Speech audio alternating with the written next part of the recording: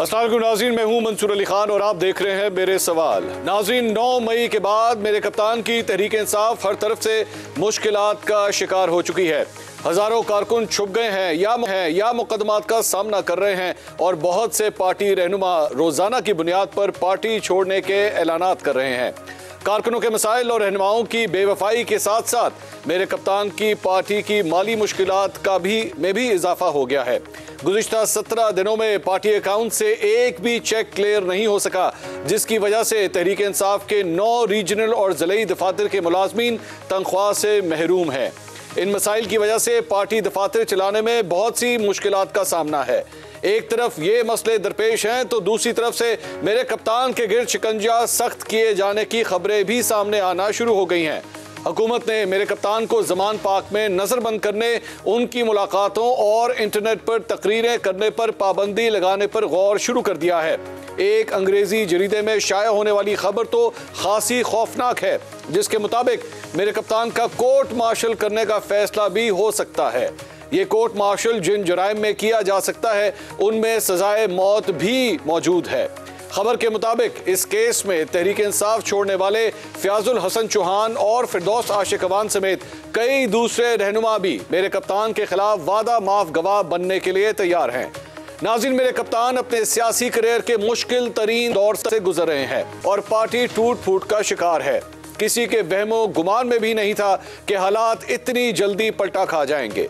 एक वक्त वो था जब कहा जाता था कि मेरे कप्तान तो एक बॉल पर कई विकेटें उड़ाया करते हैं। आज वो वक्त है कि मेरे कप्तान के कुछ खिलाड़ी उनका पेविलियन छोड़कर दूसरी तरफ जा बैठे हैं। बाकी जो हैं वो मैदान में खेलने को तैयार ही नहीं। 2011 के बाद जिस तेजी से मेरे कप्तान ने उरूज देखा था, अब 9 मई के बाद उससे ज्यादा तेजी से जवाल देख रहे हैं। ऐसी सूरत हाल में उन्हें इंतहाई संजीदगी और ठंडे दिमाग से हालात का जायजा लेने की जरूरत है ताकि मामलात को बेहतर किया जा सके। लेकिन हैरत अंगेज तौर पर मेरे कप्तान ट्वीट कर रहे हैं कि वो शुमाली इलाका जात में ट्रैकिंग करना चाह रहे हैं।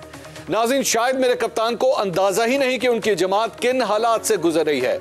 एक ऐसे मौके पर जहां उन्हें अपने गिरफ्तार कारकुनों की फिक्र होनी चाहिए थी, तनख्वाह से महरूम मुलाजमों की उजरत अदा करने की कोशिश करनी चाहिए थी, कप्तान को अपने बच्चों के साथ हाइकिंग और ट्रैकिंग की याद आ रही है। इस सूरत हाल पर मेरे चंद सवाल हैं। सवाल नंबर 1, तहरीक इंसाफ के कारकुन खौफ का शिकार हैं। रहनुमा एक एक करके पार्टी छोड़ रहे हैं और मेरे कप्तान पहाड़ों में ट्रैकिंग करना चाह रहे हैं। क्या एक बड़ी सियासी जमात के सरबराह के इस रवैये को संजीदा कहा जा सकता है? सवाल नंबर 2, तहरीक इंसाफ के हालात को मद्देनजर रखते हुए क्या इस वक्त की ज़रूरत ये नहीं कि संजीदा मुज़ाकरात से माहौल की तलखी को कम किया जाए? क्या मेरे कप्तान को वक्त की ज़रूरत का एहसास भी है? सवाल नंबर 3, अब तक 3 दर्जन के लगभग रहनुमा तहरीक इंसाफ छोड़ चुके हैं। इन लोगों की अलहदगी से तहरीक इंसाफ की मकबूलियत को कितना फ़र्क पड़ेगा? सवाल नंबर 4, तहरीक इंसाफ के बहुत से गिरफ्तार पार्टी कारकुनों के अहले खाना का कहना है कि पार्टी ने उनकी कोई मदद नहीं की, ना जमानत कराने में तहरीक इंसाफ कोई ताउन कर रही है। क्या किसी पार्टी क़यादत को यह ज़ेब देता है कि वो मुश्किल वक्त में अपने कारकुनों को बेयारो मददगार छोड़ दे? सवाल नंबर 5, तहरीक इंसाफ के जो रहनुमा पार्टी छोड़ने का ऐलान कर रहे हैं उनको घर जाने की इजाज़त दी जा रही है और जो पार्टी छोड़ने पर तैयार नहीं वो जेलों में बंद हैं। क्या इसे कानून की हुक्मरानी कहा जा सकता है? सवाल नंबर 6, मेरे कप्तान को नजरबंद करके उनकी तकारीर पर पाबंदी लगा दी गई तो तहरीक इंसाफ के कारकुनों का सख्त रद्द-ए-अमल सामने आ सकता है या नहीं?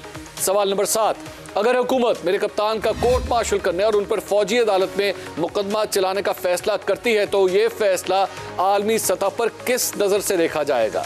सवाल नंबर 8, हुकूमत इस वक्त तहरीक इंसाफ को कॉर्नर करने पर तुली हुई है। क्या यह बेहतर ना होगा कि एक सियासी जमात को कॉर्नर करने के बजाय उसे कौमी सियासी धारे में वापस लाने का मौका दिया जाए? सवाल नंबर 9, फिरदौस आशिक अवान और फयाजुल हसन चौहान समेत दीगर रहनुमा मेरे कप्तान के खिलाफ वादा माफ गवाह बन सकते हैं या नहीं? सवाल नंबर 10, फिरदौस आशिक अवान समेत दीगर रहनुमा तहरीक इंसाफ की गलतियों का जिम्मेदार सिर्फ मेरे कप्तान को समझते हैं या पार्टी के दीगर रहनुमाओं ने मेरे कप्तान से गलतियां करवाई हैं?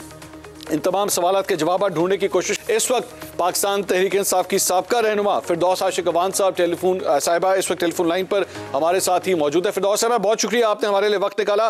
पार्टी छोड़ने का आपने कल ऐलान किया, प्रेस कॉन्फ्रेंस आपने की। मैं सबसे पहला मैं इस सवाल, आपने उस प्रेस कॉन्फ्रेंस में कहा कि बहुत पहले ही आपको अंदाजा हो चुका था, इसलिए आपने किनारा कशी इख्तियार कर ली थी। मेरा सबसे पहला सवाल यह है कि क्या आपने किस मौके पे एग्जैक्टली क्या चीज देखकर आपने ये फैसला कर दिया था कि अब मैं मजीद इस पार्टी के साथ नहीं चल सकती? बिस्मिल्लाहिर्रहमानिर्रहीम। Mansoor, thank you so much. सबसे पहली बात तो ये है कि आप मेरे सियासत के जो है वो जितने भी उतार चढ़ाव रहे उसकी आप यानी शाहिद भी हैं, और आप ने देखा है कि मुझसे मुनाफिकाना सियासत नहीं होती है। ऐसा नहीं होता कि मैं उसके साथ भी हूँ और उसकी मुखालिफ भी हूँ और फिर मैं फ्रंट फुट पे आके उस गलत को सपोर्ट भी करूं या उससे अपने आप को डिसोसिएट करूं।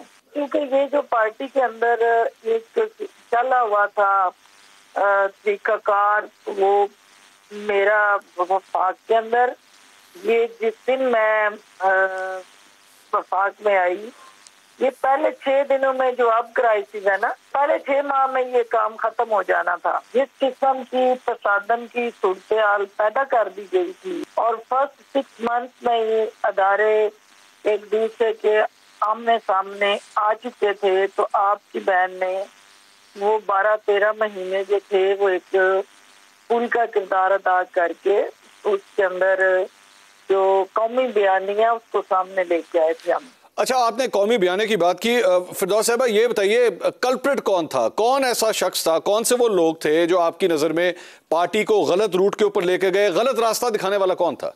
ये पार्टी के अंदर ऐसे लोग मेन कोर ग्रुप में या किचन कैबिनेट में शामिल थे जिनका पब्लिक पल्स के साथ लेना देना नहीं, लेकिन ये जो कोर ग्रुप आप कह रही हैं, तो कोर ग्रुप में तो मतलब फवाद चौधरी शामिल थे, असद उमर थे, शहबाज गिल थे।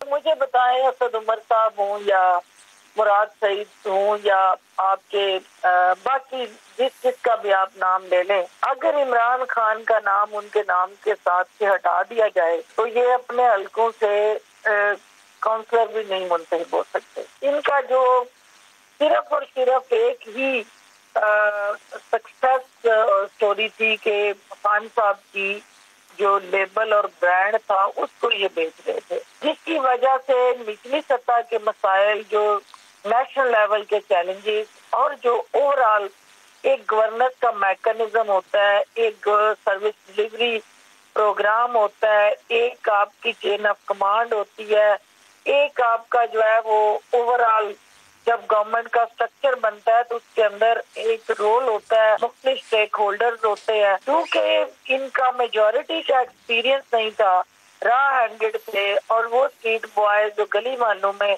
खेलने वाले कैलेंडर लड़के, उनको ये वफाकी कैबिनेट में जब लेके आए तो उनकी जो माइंड सेट था वो खान साहब के अपनी मैनिफेस्टो के साथ क्लैश कर रहा था। मैनिफेस्टो के अंदर और आपने चीजें तय की हुई थी, तो जो कंडक्ट था उस टीम का वो और था। नहीं, आपने टीम की बात की, लेकिन इस सारी चीज के अंदर फिर इमरान खान साहब का तो कोई कसूर नहीं है ना। मतलब आप इस सारी चीज के अंदर कम से कम इमरान खान साहब को तो कसूरवार नहीं ठहरा रही। देखिए, इमरान खान साहब का सबसे बड़ा जो डायलेमा रहा और जो हमारे लिए एक तकलीफ से हकीकत रही, बात तो सच है मगर बात है रसवाई की, कि वो अपने फैसलों पे कायम नहीं रहते। उनका जो डिसीजन पावर है वो जीरो है। नहीं तो इससे तो फिरदौस साहिबा यू टर्न कहते हैं, सीधा सीधा यू टर्न तो आप उसको कहें या जो भी आप कहें, लेकिन आपके अंदर जो है उस डिसीजन को फिर डिफेंड भी करने की कैपेसिटी होनी चाहिए। आपने जब एक फैसला कर लिया फिर stick with that decision, either wrong और राइट। ये नहीं है कि आप जिन्हें लाया गली में उधर नल चली, इसने आके जो बात सुनाई उसकी बात को फॉलो किया, पिछले को भूल गए और आगे चले, और फिर उसको भूल गए और फिर आगे चले। तो ये जो एक कंसिस्टेंट अप्रोच थी, ये जो एक कंटिन्यूड कंसिस्टेंट सस्टेनेबल किसी भी गवर्नमेंट का प्लान ऑफ एक्शन होता है वो मिसिंग था। इसकी वजह से आज ये डिजास्टर हुआ है, जिसकी वजह से आज हम इस पोजीशन पे पहुंचे हैं कि पीटीआई ताश के पत्तों की तरह बिखर गई। अच्छा, ये बताइए कि आपने पंजाब में भी सर्व किया, आपने वफाक में भी सर्व किया, इमरान खान साहब की दोनों जगहों पे पाकिस्तान तहरीक इंसाफ की हुकूमतें थी। आपके बारे में कहा जाता था कि आपको पार्टी में लाने वाली या एक अहम ओहदा देने में बुशरा बीबी का बड़ा अहम किरदार है। तो ये बता दीजिए, पंजाब के हवाले से ही, आपको तो इनसाइड आपको सारी पता है, तो कि ये जो ट्रांसफर्स, पोस्टिंग्स वगैरह और ये सब कुछ होता था, तो बुशरा बीबी का रोल था उसके अंदर? सबसे पहली बात तो ये है कि नैरेटिव ही गलत था और ये बिल्कुल इसका हकीकत से ताल्लुक ही कोई नहीं था। जिंदगी में मेरी ना उनसे कभी मुलाकात हुई थी, इससे पहले ना कभी टेलीफोनिक कोई कन्वर्सेशन हुई थी, ना कभी टाइम के वहां में आके अपनी जिम्मेदारियां अदा कर रही थी। तो उनकी इंटरफेरेंस उसके बाद शुरू हुई और वो बिल्कुल ठीक आप कहते हैं कि टेलीफोनिक इंटरफेरेंस उनकी रहती। मीडिया प्लान और मीडिया मैनेजमेंट के हवाले से वो यकीनन अपना राय देती थी और पंजाब के अंदर जो था वो तो एक अलग से स्टोरी है, वो तो मैं फिर आमने सामने बैठ के आपके साथ शेयर भी करूँ। ये सिर्फ इतना बता दीजिए, ये जो आपने कहा जी टेलीफोनिक मदाखलत होती थी, इससे क्या मुराद है?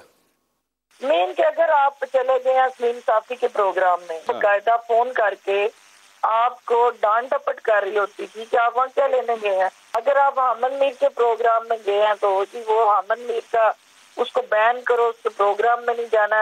यानी वो डिक्टेट करती थी, टेलीफोनिकली डिक्टेट करती थी।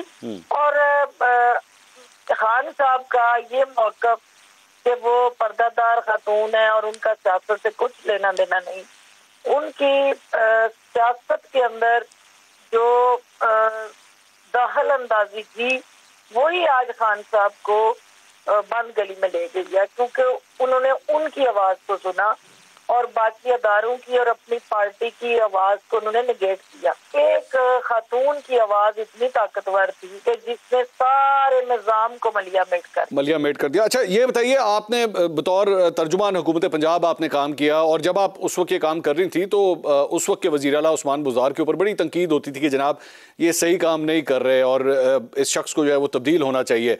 आप चूंकि तर्जुमान थी तो आपने किस तरह देखा, क्या ये तनकीद सही होती थी उनके ऊपर? मैं वहाँ पंजाब में जाने के लिए तैयार नहीं थी। ये भी हकीकत है कि सैफुल्लाह नियाज़ी साहब ने खान साहब के कहने पे मुझे जबरदस्ती कन्विंस किया और मेरी ये डिग्रेडेशन थी कि मैं किसी ऐसे शख्स की स्पोक्स पर्सन बनूं जिसने अभी तक नेशनल पार्लियामेंट की सीढ़ियां नहीं देखी थी। मैं 10 साल उस पार्लियामेंट के अंदर बैठ के आई थी, तो मेरे लिए ये खुद से इंसल्ट और डिग्रेडेशन थी। लेकिन पार्टी के मफाद में खान साहब की जिद पे और सैफुल्लाह नियाज़ी की बार बार इस बात पे कि पार्टी को इस वक्त जरूरत है, हमारा सबसे बड़ा मोर्चा लाहौर है, पंजाब जो है मेन बैटल ग्राउंड है, तो पार्टी की खातर आप फॉर द टाइम बिंग जो है वो इस पोस्ट पे आए और उस नैरेटिव को जो उस्मान बुज़दार नहीं बेच पा रहा, आप आके वहाँ पे कंट्रीब्यूट करो। तो वहाँ जब मैंने आके जो सूरत हाल देखी थी, जो दुकानदारी देखी, जो वहाँ पे जिस तरह से लूट से लगी हुई थी वो देखी, तो मेरा सबसे बड़ा जुर्म ये था कि मैंने उसको एक्सपोज किया और खान साहब को स्ट्रेट अवे जो हकायक से वो बताए जो उनको पसंद नहीं आए और अल्टीमेटली वो बजाय इसके कि उनकी छुट्टी कराते जिनकी मैंने निशानदेही कराई थी, उन्होंने मेरी छुट्टी कराई। ये तलख सीखते हैं और यकीनन तकलीफ भी है। अच्छा, ये तल्ख हकीकतों की जहां आपने बात की, वहां पे एक तल्ख हकीकत ये भी है कि आप जब तर्जुमान थी तो मरियम नवाज को खास तौर पे आप टारगेट करती थी, मुख्तलिफ प्रेस कॉन्फ्रेंसेस करती थी और बड़ा उनको आपने तनकीद का निशाना बनाया। अब तो आपने पाकिस्तान तहरीक इंसाफ छोड़ दी है, वो जो माजी के अंदर उनके हवाले से जो आपका मौक़िफ़ था, आज भी आप उस पर कायम हैं?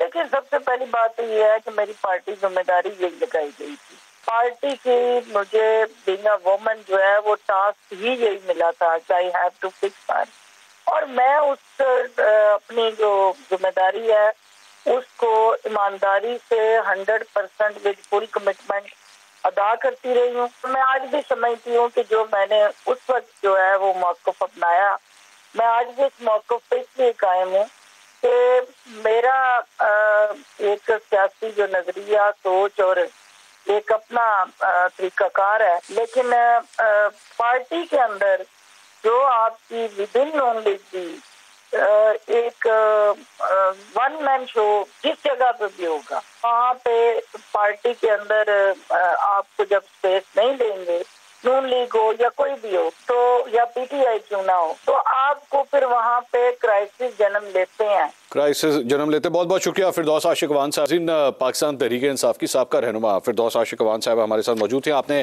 तासुरात उनके सुने। ये सिलसिला अभी भी जारी है। आज भी पाकिस्तान तहरीक इंसाफ की दो बड़ी विकटें अली जैदी और साथ ही साथ इमरान इस्माइल, उन्होंने भी खैरबाद कह दिया पाकिस्तान तहरीक इंसाफ को। अली जैदी ने आज से सिर्फ चंद दिन पहले 17 तारीख को यह ऐलान किया था कि मैं पाकिस्तान तहरीक इंसाफ उस वक्त छोड़ूंगा जब इमरान खान साहब पाकिस्तान तहरीक इंसाफ छोड़ेंगे, और साथ ही साथ उन्होंने एक वीडियो पैगाम के जरिए ऐलान किया। खुसरो बख्तियार ने भी पाकिस्तान तहरीक इंसाफ को खुदाफिज कह दिया। इमरान इस्माइल साहब जो पाकिस्तान तहरीक इंसाफ की वजह से गवर्नर सिंध बने, उन्होंने भी खैरबाद कह दिया पाकिस्तान तहरीक इंसाफ को। इस सारी सूरत हाल के ऊपर आखिर पार्टी जा किस तरफ रही है, यहाँ पे पाबंदी लगाने के बारे में बातें हो रही हैं। इस वक्त 5000 से ज़्यादा गिरफ्तारियाँ की गई पाकिस्तान तहरीक इंसाफ के रहनुमाओं की।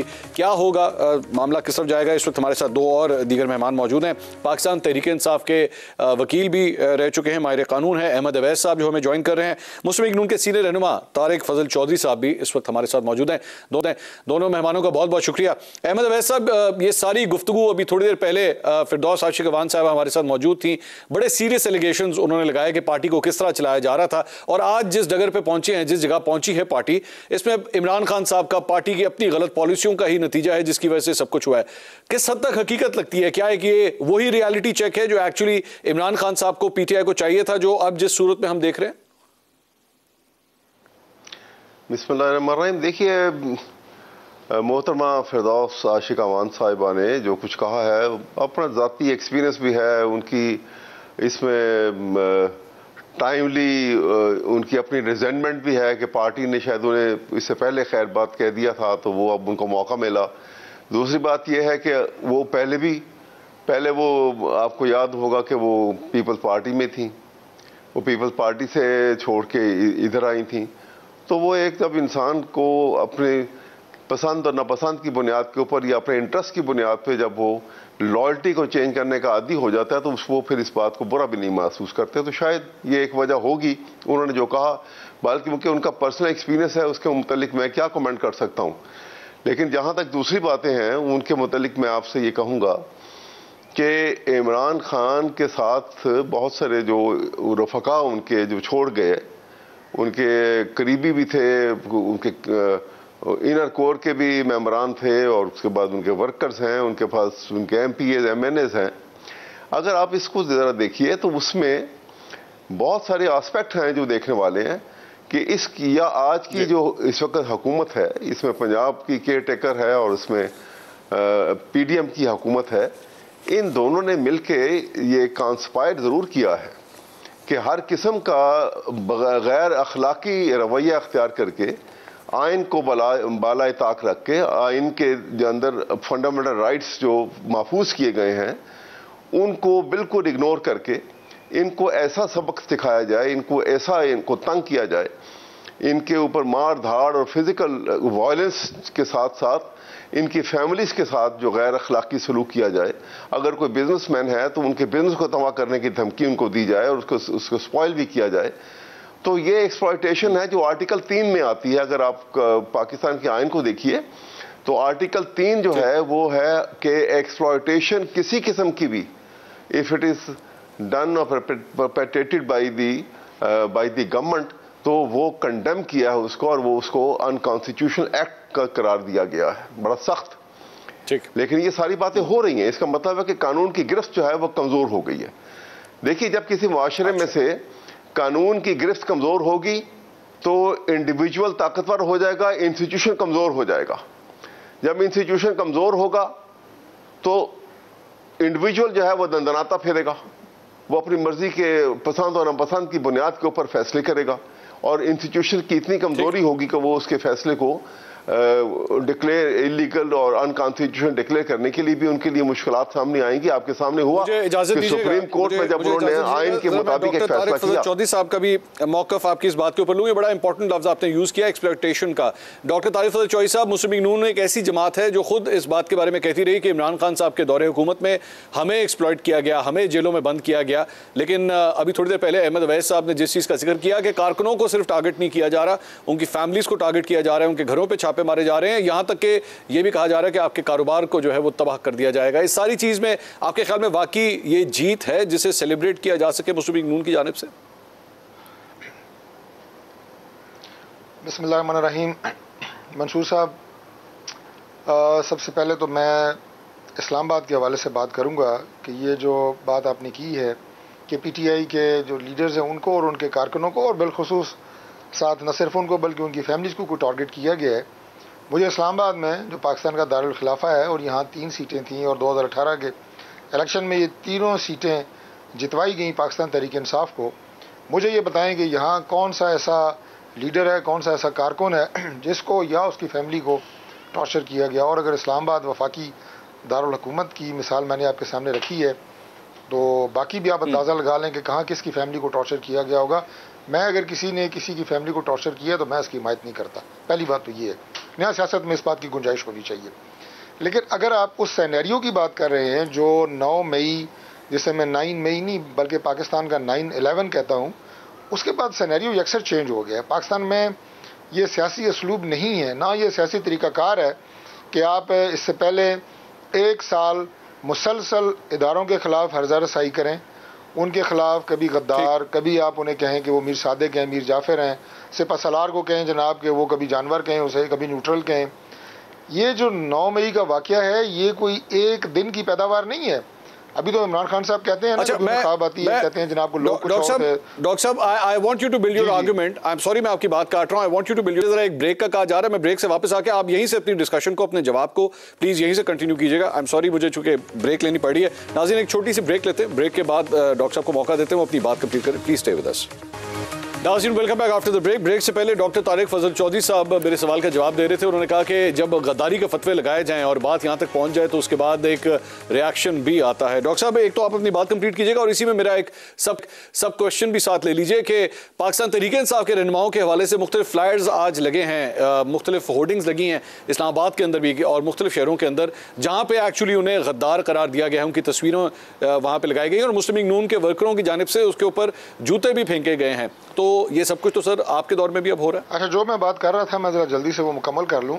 मैं आपको ये कह रहा था कि आज इमरान खान साहब कह रहे हैं 9 मई के वाक़यात के हवाले से, कभी कहते हैं जनाब कि वो एजेंसीज़ के लोग थे, कभी कहते हैं जी कि वो पुलिस के लोग थे, कभी कहते हैं किसी और जमात के लोग थे। हालांकि उनके अपने कारकुनान उसमें शनाख्त हुए हैं, लोगों ने पहचाने हैं, उन्होंने आके इंटरव्यूज़ दिए हैं। लेकिन मैं ये बात कह रहा हूँ कि ये एक दिन की, ये वाक़या एक दिन की पैदावार नहीं है। वो मैं मुझे अगर उसकी तस्वीर फरमाएं, वो जो मुहावरा है कि जो हादसा है वो एक दिन की पैदावार नहीं होता, बरसों हालात जो हैं वो उसकी परवरिश करते हैं। ये बिल्कुल सही बैठता है 9 मई के वाक़यात पे कि इमरान खान साहब ने बरसों इस हादसे की परवरिश की है और बिलखुसूस पिछले 1 साल में तो इन्होंने, आप ये कहें कि रोज़ाना की बुनियादों पे, बल्कि सुबह शाम की बुनियादों पे इस हादसे की परवरिश की है।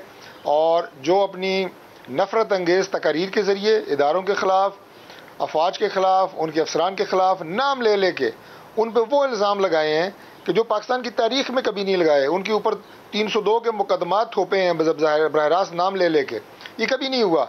अब इतना गुस्सा और इतना बारूद अगर आप पाकिस्तान के नौजवानों और अवाम में और पार्टी के कारकुनों में भर देंगे तो उसका नतीजा इसी तरह के वाक़यात होंगे। इमरान खान साहब की गिरफ्तारी होती है और करप्शन के कैसे मामले के ऊपर होती है, जहां मौजूदा जो है वो पाउंड या डॉलर्स के रेट के ऊपर 100 अरब से जायद का मनी लॉन्ड्रिंग का पैसा बरतानिया की हुकूमत पाकिस्तान की हुकूमत को देती है कि ये आप कौमी ख़जाने में जमा करें। वो पैसा काबीना की मंजूरी एक बंद लिफाफे पर ली जाती है और एक कारोबारी शख्सियत को दी जाती है और वो कारोबारी शख्सियत उस फेवर के नतीजे में। अच्छा, वैसे डॉक्टर साहब ये जो भी आपने लफ्ज कहा कारोबारी शख्सियत, इसके ऊपर भी तनकीद होती है मुस्लिम लीग नून के ऊपर, बल्कि मरियम नवाज साहिबा के ऊपर भी होती है कि ये कारोबारी शख्सियत का लफ्ज आप क्यों कहते हैं या बिजनेस टाइकून क्यों कहते हैं, नाम क्यों नहीं लेते? नहीं, मैं मलिक रियाज की बात कर रहा हूँ यार मंसूर भाई, मेरा वो इशू ही नहीं है। मैं तो रवानी में किसी और की बात कर रहा हूँ। मैं तो मलिक रियाज की बात कर रहा हूँ कि मलिक रियाज को वो पैसा दिया गया, मलिक साहब ने उसके बदले उनको कुछ 4-4.5 करोड़ ज़मीन दी, पिंकी पीरनी साहिबा को तहफ़ दिए, फरा गोगी को ज़मीन यहाँ बनी गाला में दी। उस करप्शन केस पे मैं आर्गूमेंट ये बिल्ड करना चाह रहा हूँ, केस की छोटी सी तफसील सामने रखने का मकसद ये था कि उस करप्शन के केस पे इमरान खान गिरफ्तार होते हैं, भाई कौन सी क़यामत आ जाती है। मुल्क के साबिक वज़ीर आज़म गिरफ्तार भी हुए, जेलों में गए, फांसियों पे लटके, गोलियां लगी उन्हें, लेकिन ना तो किसी ने GHQ पे हमला किया यार, ना कि कोर कमांडर के घर पे किसी ने हमला किया। अहमद अवैस साहब, ये सारी जो गुफ्तगू आपने सुनी है, ये वाकई हकीकत है, एक जनरल परसेप्शन मौजूद है कि जिस किस्म की कंडेमनेशन आनी चाहिए थी, मुज़म्मत आनी चाहिए थी इमरान खान साहब की जानिब से, एक तो वो बहुत लेट आई, और जिन अल्फाज के साथ आनी चाहिए थी उसमें भी वो जोश नहीं था, वो पंच नहीं था जो नॉर्मली इमरान खान साहब की बातों के अंदर होता है। और अभी तक भी शायद इमरान खान साहब इस सिचुएशन की ग्रेविटी का अंदाज़ा नहीं लगा रहे कि पार्टी के साथ क्या कुछ हो रहा है। मतलब मिसाल के तौर पर his non seriousness can be जज बाय द फैक्ट कि कल उन्होंने ट्विटर के ऊपर उन्होंने एक तस्वीर ट्वीट की अपने बेटों के साथ कि जी मेरा हाइकिंग करने को बड़ा दिल करता है, मुझे ये याद आता है। क्या वाकई इमरान खान साहब को ग्रेविटी का अंदाजा भी है कि क्या सिचुएशन क्या है पार्टी के हवाले से? देखिए, ये सारे अंदाजे हैं। ये तो एक उन्होंने बेटे के साथ अगर बात करते हुए ये कहा होगा, वो एक इंसान जो है अपनी सख्त किस्म की मुश्किलात में फंसा हुआ भी अपनी ख्वाहिशात का इजहार तो करता है कि मेरा ऐसा भी दिल चाहता था, मैं ये भी करता, मैं वो भी करता। ये तो एक इजहार है। लेकिन जो उनका कारकुन जो हैं PTI के और उनके जो लीडरशिप है, उनका दिल उनके साथ धड़कता था। अगर ना धड़कता होता तो इतना पॉपुलर लीडरशिप जो है वो डेवलप नहीं हो सकती। अगर लीडर का जो है वो मशरिक की तरफ मुंह हो और उसकी जो साथ मॉब उसके साथ लगे हुए हैं, अवाम जो उसको प्यार कर रहे हैं, वो उसके ऑपोजिट डायरेक्शन में हो, ये जब तक उनकी एक फ्रीक्वेंसी पे नहीं आएंगे, जब तक लीडरशिप डेवलप ही नहीं होती। ये सारी दुनिया का यूनिवर्सल ट्रूथ है इसके अंदर। दूसरी बात मैं आपसे कहना चाहता हूं कि देखिए, 9 मई के वाकया को कोई भी शख्स जो है उसको अप्रूव भी नहीं करेगा और उसकी मजम्मत करेगा, जरूर करेगा। मैं तो बल्कि बहुत दुख से ये बात कहता हूं कि 9 मई के वाकये के साथ पाकिस्तान आर्म फोर्सेस की साख खराब हुई है, मिलिट्री इस्टेब्लिशमेंट की साख इसलिए खराब हुई है कि इंटरनेशनली, और जब इंडिया खास तौर पे और दूसरे ममालिक जो पाकिस्तान एडवर्स फोर्सेस जो हैं, जो वहाँ से बैठ के पाकिस्तान को डिस्टेबलाइज करते हैं, उनके नज़दीक पाकिस्तान की स्टेबिलिटी की सबसे बड़ी गारंटी जो है वो 2 चीज़ें हैं, इकोनॉमिक स्टेबिलिटी और उसके साथ आर्म फोर्सेस, जो इतनी स्ट्रॉन्ग आर्म फोर्सेस है, पाकिस्तान की न्यूक्लियर कैपेबिलिटी है, जो इतने बड़े मुल्क के सामने हमें खड़ा कर किया जिसने, और जिसकी वजह से हम उनकी आंखों में आंखें डाल के बात करते हैं। तो पाकिस्तान के अवाम जो इतनी कुर्बानियों के बाद पाकिस्तान आए, जो हिजरत करके आए यहाँ से इंडिया से, वो इसी वजह से वालाहाना प्यार मुल्क से करते हैं और मुसल्लह आर्म फोर्सेस से भी करते हैं। अब मैं आपको एक बात बताने लगा हूँ, ये एक डीप डाउन कॉन्स्पिरेसी है। जब तक इसको अनअर्थ नहीं किया जाएगा, ये कन्फ्यूजन ऐसे ही चलती जाएगी और इससे पाकिस्तान आर्म फोर्सेस और अवाम के दिलों में एक दूसरे के खिलाफ नफरत का बीज जो बोया गया है वो और पनपता चला जाएगा। और वो ये है कि इनसे एक पूछिए, लिटमस, एक बिल्कुल जिसे कहते हैं लिटमस टेस्ट है। ये सारी बातें दुरुस्त है कि ये मैंने पहले ही आउटराइटली मैं कंडेम कर रहा हूं उस बात को, लेकिन मैं आपसे एक सवाल करता हूं कि 9 मई को पंजाब की पुलिस कहां थी, जो एक 10 कदम 15 कदम 100 कदम आगे चलने नहीं देती थी। लाहौर से लिबर्टी मार्केट से लेकर कोर कमांडर हाउस तक क्या कोई कंटेनर नहीं था जो रास्ता रोक रहा था माल रोड के ऊपर? ठीक, कहां थी पुलिस? दूसरे शहरों में जहां पे ये हादसा हुए कहां थी? और एक और बात सुनिएगा, एक बात बड़ी जरूरी है। जी जी बताइए। यहां पे हुकूमत के लेवल के ऊपर भी इंटेंशनली एक बात उछाली जा रही है कि जनाब वो एमएम आलम का जो जहाज था, देखिए वो इतना हिस्टोरिक था और वो दुनिया में उन्होंने नाम पैदा किया और वो एक हिस्टोरिक इवेंट था जो उस जहाज के साथ हुआ और ये जला दिया और भाग। पहले तो वो जलाने क्यों दिया गया? दूसरी बात यह कि वो एमएम आलम का वो जहाज जो है वो आज भी कराची के म्यूजियम में उसी तरह महफूज है। ये सेवर जेट्स जो हैं उस जो कि ऑब्सोलेट हो गए थे, वो हर शहर में लगे हुए हैं। नहीं करना चाहिए था ये, मैं उसको ये नहीं कहता कि ये ऐसी बात हुई, ठीक हुई, किसी सूरत नहीं होनी चाहिए थी। लेकिन पुलिस जहां जगह जगह बचाने के लिए कंटेनर लगा देती है और सख्त तरीके से रिएक्ट करती है, ये उस दिन ये रिएक्शन कहां गया इनका? पंजाब गवर्नमेंट का रिएक्शन कहा गया। आपका ये मानना है, चीफ मिनिस्टर जो केयर टेकर है उन्होंने क्यों नहीं एक्शन लिया आईजी पुलिस के खिलाफ? एक कंस्पिरेसी बनाएगी। डॉक्टर साहब इसका जवाब देना। डॉक्टर साहब I have to take a break. मैं ब्रेक के बाद ही हूं और डॉक्टर साहब आप तफसील से फिर इसका जवाब दीजिएगा। मैं जल्दी से एक ब्रेक लेके नाज़रीन will be back right after break. Please stay with us. नाज़रीन welcome back after the break. Break से पहले अहमद अवैस साहब ने एक पॉइंट रेज किया कि आखिर सवाल पैदा होता है, इंक्वायरी होनी चाहिए कि जब सब कुछ हो रहा था तो पंजाब पुलिस किधर थी, क्यों नहीं रोका मुजाहिरीन का रास्ता। डॉक्टर तारिक फजल चौई साहब इसका जवाब देना चाह रहे थे, कमेंट करना चाह रहे थे, मुझे ब्रेक पे जाना पड़ा। डॉक्टर साहब जी क्या कहेंगे आप? तो सर से बात करूंगा। मेरा भाई के लिए बहुत एहतराम है, बड़ी हमेशा नपी तुली गुफ्तगू करते हैं और बहुत ही कम लोग जो है वो पाकिस्तान तहरीक इंसाफ में कोई महज़ब अंदाज से गुफ्तगू करने के आदी हैं। 2-4 उनमें से ये भी हैं। लेकिन ये एक बड़ी सादे सा जवाब मैं आपको दूंगा कि जी पुलिस कहाँ थी उस दिन। मुझे ये बताएं कि यहाँ सेशन जज इस्लामाबाद का हुक्मनामा जारी होता है कि इमरान खान साहब को गिरफ्तार करके अदालत में पेश करें। उस फैसले के बाद सबसे पहले हमारे SSP यहाँ से जाते हैं ज़मान पार्क इमरान खान साहब गिरफ्तार करने। पंजाब पुलिस की भारी नफरी थी, इस्लामाबाद पुलिस की भारी नफरी थी। क्या हुआ था मुझे बताएं? क्या वो अंदर घुस सके थे? इसलिए कि उनके पास हथियार नहीं थे, वो बगैर हथियारों के थे। आगे जो मॉब खड़ा था जिसने उन पर पेट्रोल बम फेंके, जिसने उनके ऊपर हमले किए, उन्होंने हमारे SSP इस्लामाबाद को ज़ख्मी किया। फिर हमारे DIG ऑपरेशंस गए दोबारा ऑपरेशन के लिए, दोबारा IG पंजाब ने भारी नफरी भेजी। वहाँ पे क्या मनाजर थे? हमारे DIG ऑपरेशन भी वहाँ से ज़ख्मी होके आए थे, गोली नहीं चलाई। हम नहीं चाहते थे कि वहाँ पे खुदा न खास्ता कोई PTI कौन है, वो जाहिर है जो उनके कारकुनान थे वो भी पाकिस्तानी है। हम क्यों चाहेंगे कि उनको गोलियां लगे और वो शातें हों और एक नया जो है वो सीन वहाँ पे क्रिएट हो। फोर्स का इस्तेमाल नहीं किया गया। अब 9 मई को अब इस्लामाबाद में मिसाल के तौर पे जब भी इस तरह का कोई मॉब या रैली होती है या ख़तरा होता है, हम सिर्फ अपना रेड जोन को प्रोटेक्ट करते हैं कि जी यहाँ पे हमारे सफारत खाने हैं, यहाँ पे सुप्रीम कोर्ट है, पार्लियामेंट बिल्डिंग है, इनको प्रोटेक्ट करते हैं। पूरा इस्लामाबाद तो नहीं प्रोटेक्ट हो सकता। अब मुजाहिरीन इस्लामाबाद में जनाब जाके सेशन जज की अदालत पे घुस जाएं, जहाँ पे बेशुमार और इंस्टॉलेशन सेंसिटिव हैं, क्या पता। अब लाहौर में ये किसको अंदाजा था कि वो कोर कमांडर के घर पे हमला करेंगे? क्या पाकिस्तान की तारीख में इससे पहले ये हुआ कि आप हर चीज़ के गिर्द हिसार पुलिस बनाए और फिर उस हिसार को तोड़ना, उनके ऊपर जिस लिहाज जाहरियाना तरीके से वर्कर्स जो हैं वो चढ़ाई करते रहे, वो आपके सामने है। और पुलिस को उनके सामने ला के हथियारों समेत, तो वही बात है कि आप इंसानी जानें वहाँ पे ज़ाया होती। और कोर कमांडर के घर के बाहर भी लोग कहते हैं जनाब वहाँ फौज क्यों नहीं थी? पुलिस पे तो आप पेट्रोल बम फेंक सकते हैं, तो पुलिस तो बेचारी उस वक्त भी उसने गोली नहीं चलाई। फौज के जवानों के ऊपर जब आप पेट्रोल बम फेंकेंगे, पथराव करेंगे, जाके उन्हें आप मुक्के मारने की कोशिश करेंगे, तो उनको एक ही ट्रेनिंग है, वो आपसे मुज़ाकरात तो नहीं, जो गेट पे खड़ा होगा वो फायर करेगा।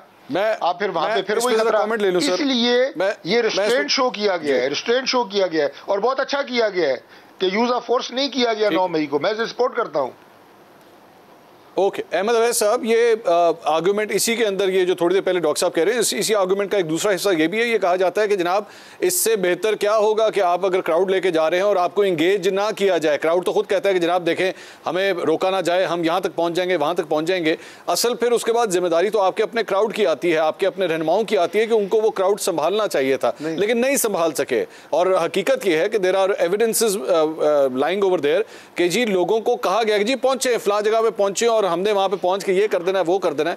तो ये तो सब कुछ प्लानिंग का हिस्सा लग रहा था कि हाँ ये सब कुछ जानबूझ के हुआ। ये पंजाब पुलिस जो है ना, ये जो ट्रेंड है ना एजिटेशन पॉलिटिक्स को रोकने के लिए, और उसके लिए जो कोएसिव मेजर भी और एप्रोप्रिएट तरीके से उसके जो इन्होंने क्या तरीके से उसको कंट्रोल करना है, इनके सब तैयार पड़े होते हैं। कि देखिए आप, ये कोई ऐसा तो नहीं था कि लिबर्टी मार्केट से नेक्स्ट डोर था कोर कमांडर हाउस, फिर तो समझिए ये बात समझ आती है।